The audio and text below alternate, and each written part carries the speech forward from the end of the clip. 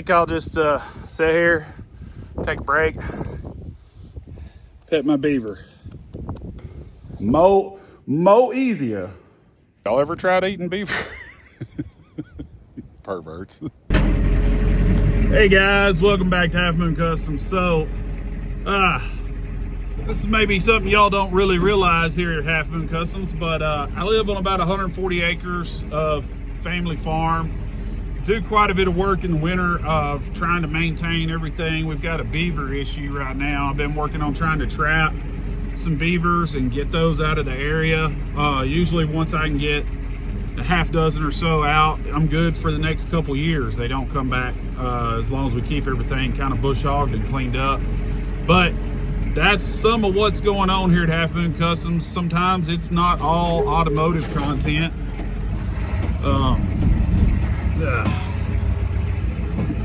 So we're riding off down in the field to go check some beaver traps. Thought I'd take y'all along, let you check it out, see what's going on. So this is some of the area. These fields right here is about, I don't know, 30, 40 acres maybe, I guess, between these two fields. There's a ditch here. Try not to get stuck. It did rain a little bit last night.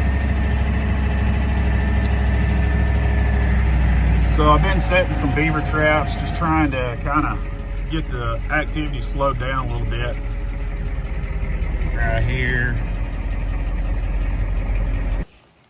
So as y'all can see, this here is a ford that kind of goes through this ditch, kind of crosses. And I've got a trap set right in front of this culvert, just trying to catch anything that might be trying to build right here in front of this culvert, because they're really bad about building right in front of these culverts. They like to fill them up. But we'll take a walk. Y'all can see down through there, this water level has dropped quite a bit.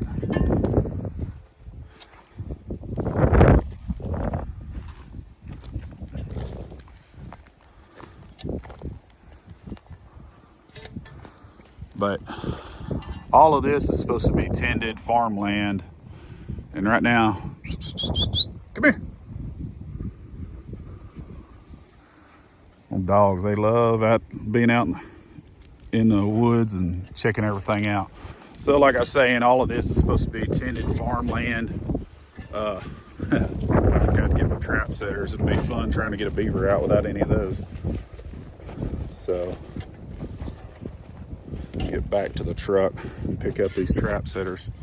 So anyway, it's supposed to be tended.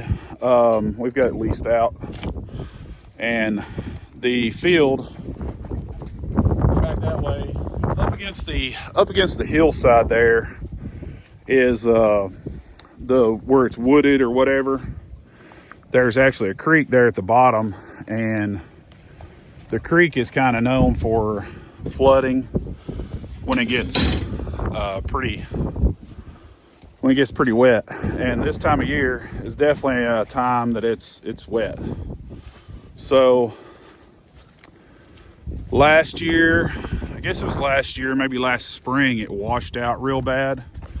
We had some beavers working the back side of the property here over here, and they cut a tree and it fell into the creek, and then we had a big flood and it washed around the tree out into the field and cut a large chunk out into the field.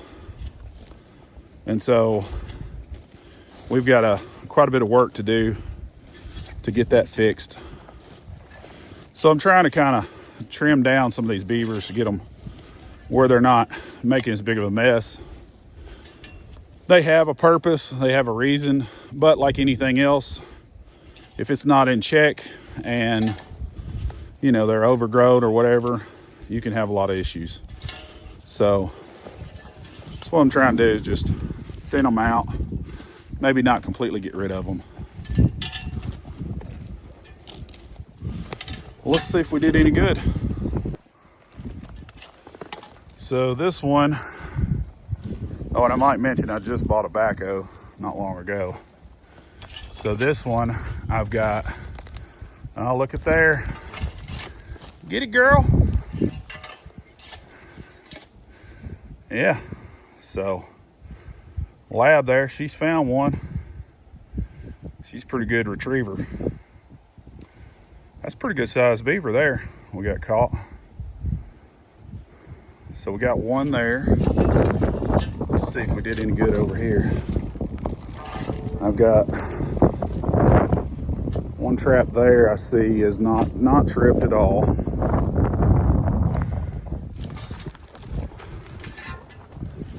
And then looking back that direction, it's kind of hard to tell. That one's underwater. As y'all can tell, it kind of gets wooded right in this area. There's lots of, this is one of those, I call this right here no man's land.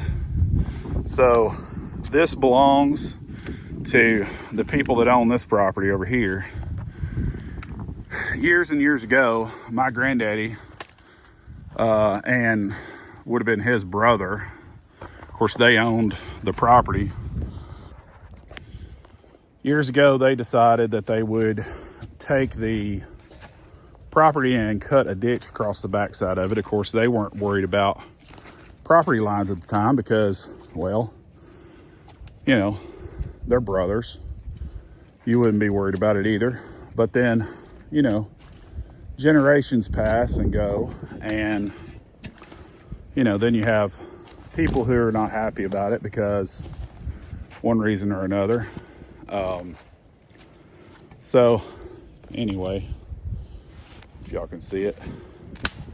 Anyway, basically, long story short, this land right here that I'm kind of standing on became what I call no man's land. There's my trap. Because nobody owns it, or the people who own it don't really have access to it. Sure, there would be an easement to it. We wouldn't really care if they wanted to come over and do whatever. But long story short, it isn't tended. So you have, you know, a field with woods in it, and it becomes basically property of the beavers at the moment. But it's not a bad thing for the ecosystem. In a lot of ways, but our field here stays very wet, and so sorry y'all, I don't have my GoPro, so it's a little shaky at the moment. I'm just down here recording off an iPhone. Probably ain't the best audio, but anyway, long story short, nobody tends that property. It becomes overgrown. It becomes a bit of a beaver haven, which is all fine until we can't do anything with it or with the farmland. So anyway, I gotta get down here and get this beaver out of the trap and get this one reset. Like I said, there's that dam they had built. You can see what a massive dam they had going on, and my machine, I could only reach about that much of it, which was enough to get the water flowing.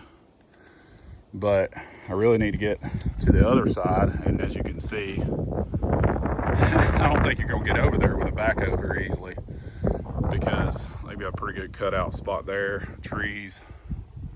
Y'all check out that tree. But anyway, I gotta get down there and get this beaver before these dogs get after it. There you go.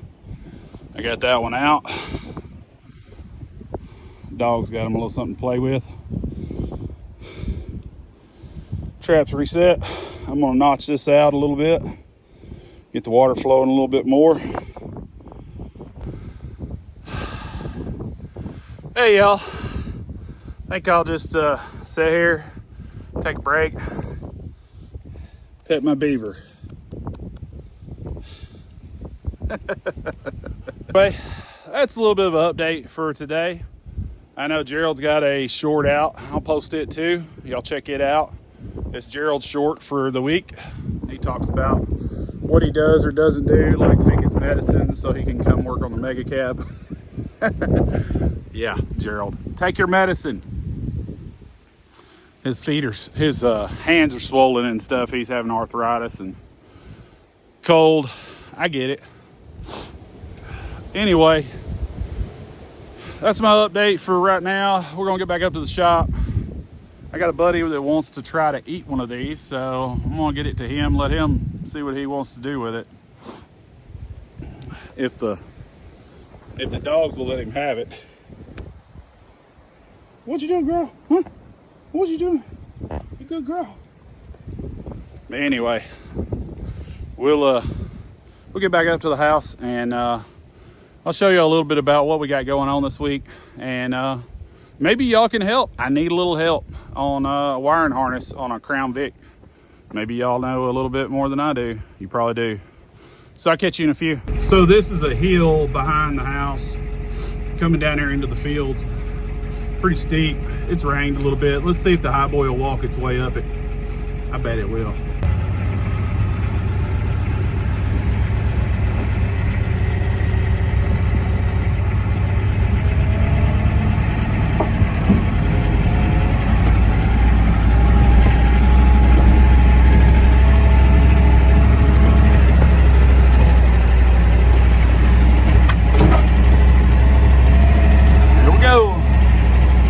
Sliding a little to the side. Oh yeah. Nose to the sky.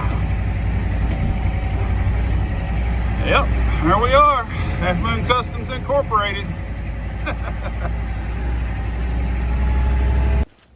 All right, y'all, so I gotta get ready to go to work here pretty soon. But got our Beaver back to the house. Got to send a text to my buddy. I guess he's gonna try to come get it, skin it, and eat it. Whatever. I hear they taste like venison. Maybe they do. Have y'all ever tried eating beaver? Perverts.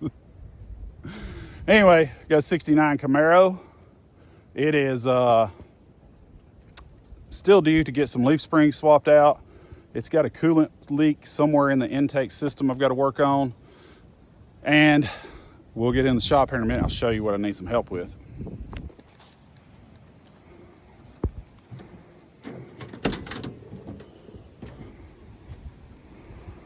Barely even fit in this thing. Ugh. Yeah. Was not made for me.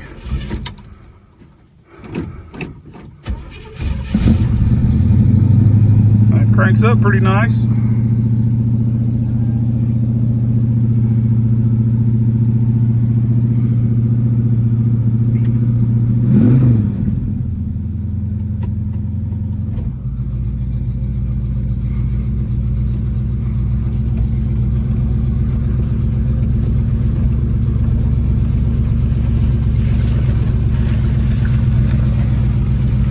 It's just a slushy, soupy mess here in the country.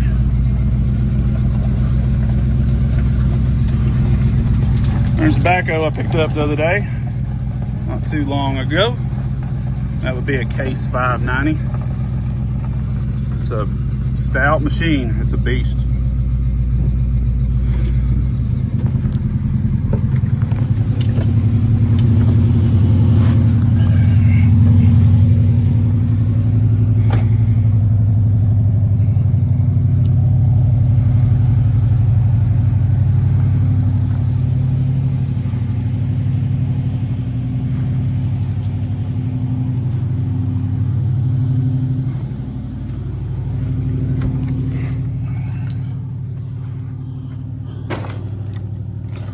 All right, so here's what I need some help on is this thing right here.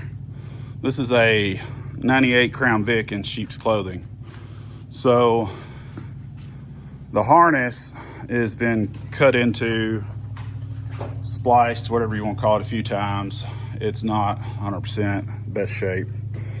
I think what I'm gonna do is go find me another harness in the junkyard. So I found that I didn't have a ground into my fuel pump relay. I added that. I've been all in the fuse block system and I haven't had any luck. This thing will turn over, but it will not start. I think the PAT system is deactivated or activated. I don't know how you look at it, but it has the PATS module, passive anti-theft system, PATS control module. I don't know how to bypass that, but I think it needs to be bypassed. But as you can see, I got a pretty good mess of wiring going on. This truck ran when I got it, and I decided that I really wanted to integrate the ignition switch. The previous owner, it had some toggle switches here, and he didn't know what they were for, so I didn't either. So I took those apart, come to find out they were tied to these wires, which are main fused wires coming from the fuse block under the hood. But I couldn't tell that they were doing anything as far as, you know, going down, you know, whatever. They come from the fuse block, they don't go to anything. So I went through that, kind of figured out which was what went where, that sort of thing. Anyway, the columns out of a 78, 79, I guess I'm getting distracted. So this is the headlight switch from the Crown Vic. This is what I had in here. It was zip tied here to the A-pillar. And this is how you controlled your headlights on and off, which it worked fine, but me being me, and I want this to work, which it does. I fixed that. But in so doing, I also cut the wires going to the automatic headlight, these right here. And I think what I've done is I've actually messed these up, because something inside here goes through it into the PATS module, and I think somehow or another that's activated this to where it won't start. Because right now, well, it won't even do that at the moment, but I think the battery's down. Anyway, I can't get it to start, and I gotta figure out why. I'm really aggravated at it, but anyway, that's what I need some help with. If y'all know anything about PATS modules and 98 Crown Vics, I need some help. Mega cab, not forgotten, just pushed to the side for the moment because I really need to focus on making that run. And I'm waiting on Gerald to help me. Gerald's gonna try to help me get these cab mounts welded in. I really want his help. That way we've got, you know, two sets of eyes, making sure we get the center line right on the cab to the front axle. I got a bird in here or something? No, it's just wind. Fastback, kind of sitting on hold at the moment. I haven't really taken time to get back to it. There's some big Cadillac ATS Brembos. It's got Cobra brake rotors. Gorgeous car. But, you know, you got to do everything a little at a time. And I'm only one man here most of the time, so I can only do what I can do. 7.3 ID swapped, IDI swapped, two-wheel drive, sitting on John's Rods drop beams. 7.3 IDI nestled down in there. And yeah, we've got an inline 6 4-speed going in that red 67 right back there, most likely, if I don't change my mind before I get to that point, which there's a good chance that I may change my mind, because I can't ever keep it straight from one week to the next what I'm going to do, if I'm going to do this or I'm going to do that.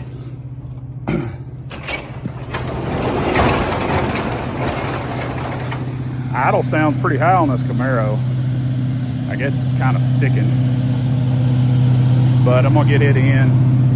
It's fixing to rain, fixing to come big storm. I don't want this thing left outside. Okay, that's y'all's update for this week from Half Moon Customs. We'll see what we can get worked on this week. I think this week I'm gonna try to focus on that one and this one. I really need to get those leaf springs put in on this one. I really need to get that one to run so I can easier back that thing out. And then of course this one runs so I can back it out and put it back in. That's the plan. That's the plan. I want to try to make that one run. So I may end up going to the junkyard and getting another harness from a donor. Might be the best solution. I don't know. But that's what's looking like around here. Anyway, we'll catch y'all on the next one. Hopefully y'all enjoyed looking at my beaver traps and what we got going on here. I appreciate y'all watching. Thanks for watching. Thanks for checking us out. Hit us up on the Facebook, Instagrammer, TikToker, TikTok. We're on all of it. Gerald runs a Facebook page. He posts pretty regular. So if you're on Facebook and you want to check us out and see some of the inside, behind the scenes actions, look on Facebook. Gerald's got that thing up to date about every few days. So check us out. We appreciate it. Thanks for following. Thanks for watching. And we'll catch y'all on the next one. Later.